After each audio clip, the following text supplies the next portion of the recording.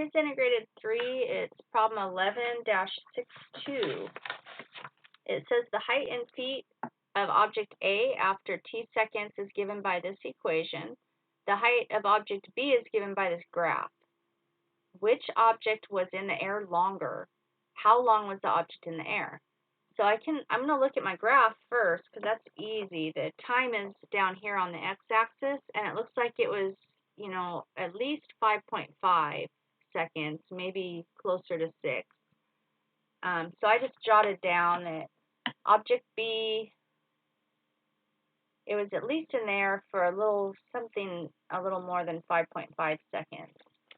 So object A, we don't have a graph for it. So the way to figure it out would be if it's an object and it looks like it's, been thrown or it's falling, it's going to be in the air till it hits the ground. And when it hits the ground, it's at height 0. And height, I can think of this as the y-axis, and I can think of this as the x-axis, and so I can think of this as plugging a 0 in for y. I can plug a 0 in right here for this h, so that's what I did. I plugged a 0 in for h, and I moved this over to the other side and moved everything to the other side, and just going to do some factoring here. So I noticed that 16 does go into 85 times, so I was able to factor out a common factor of 16t, and then I had a t minus 5 left inside there. And I'm going to solve this algebraically using the zero product property, which says if I have something multiplied by something else, like two factors getting multiplied together, if my product is 0, then this factor or this factor, one or both of them have to equal 0. So I set each factor equal to 0, set this one equal to 0, divide both sides by 16, I get t equals 0. Set this factor equal to 0, add 5 to both sides, I get t equals 5. I'm going to ignore that answer because that doesn't help me figure out how long the object was in the air, but this one does. So now I can compare. It looks like object B was in the air for longer, for 5.5 seconds, when object A was only in the air for 5 seconds. So that's the first part. And then letter B says, which object traveled higher? How high did it travel? Well, I think this one, I'm just going to look at it, and object B, and its vertex is its high point, and it's not quite 70, so I just estimated it to be about 68-ish. It's definitely under 70, so I just wrote 68-ish for object B. Object A is a little harder to figure out. I think the publisher of your book probably wanted you to just use Desmos. I am going to share with you an algebraic way to figure out what there's probably a lot of ways to figure out what the vertex of this parabola is. One way is, your quadratic formula, negative b plus or minus all over 2a. This part right here, the negative b over 2a part, I don't know if you knew this, but that will give you the x-coordinate of your vertex.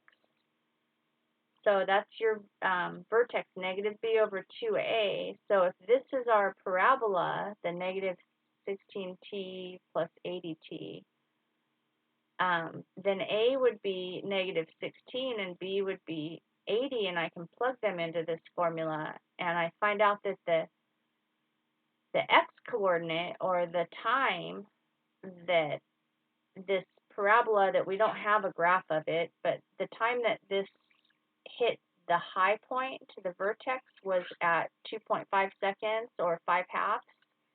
So then I can plug that time in to the equation, and I can find how high the vertex was.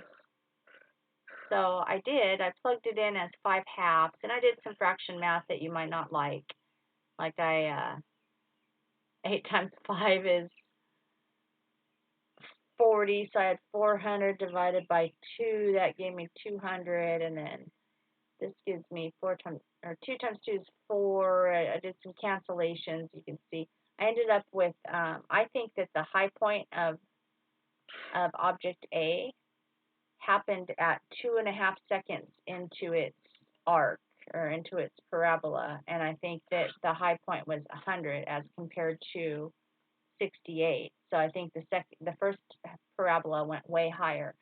But I also want to make note that you can just put that in Desmos. So I just typed it into Desmos, 80x minus 16x squared, and I got my parabola, and I see that sure enough the vertex is at 100. So you could have just done it that way, because I don't think your book teaches all this algebra here. And then, so you can certainly just use that as your argument. This one has a vertex at 100, the other one has a vertex at only 78. And then for what times is the height of object A higher than 64 feet? Now let's look at that. So when is it higher than 64 feet? So I actually, since I already had the graph, I just I added another line to that, y equals 64, just so I could kind of see. And wherever those, the parabola and my line y equals 64, wherever they intersect, that's kind of going to be my boundary point. So I see my x is a 4 right there, and then on the other side it's a 1. So between time 1 and time 4 on my arc of my parabola, that's when whatever this object is has been thrown, is going to be higher than 64 feet in the air. So how do you write that answer? You write it like t's in between 1 and 4. Okay, so that's for letter C. For letter B, you're just going to compare, this is object A, that's the maximum height right there, and object B, that's the maximum height, so obviously object A went higher. And then for letter D, it says, in the context of this problem, what domain is reasonable for the function that describes object A? So we wouldn't want time to go negative, and so I want to look again at object A. Object A is this red parabola. Hey, oh, okay. So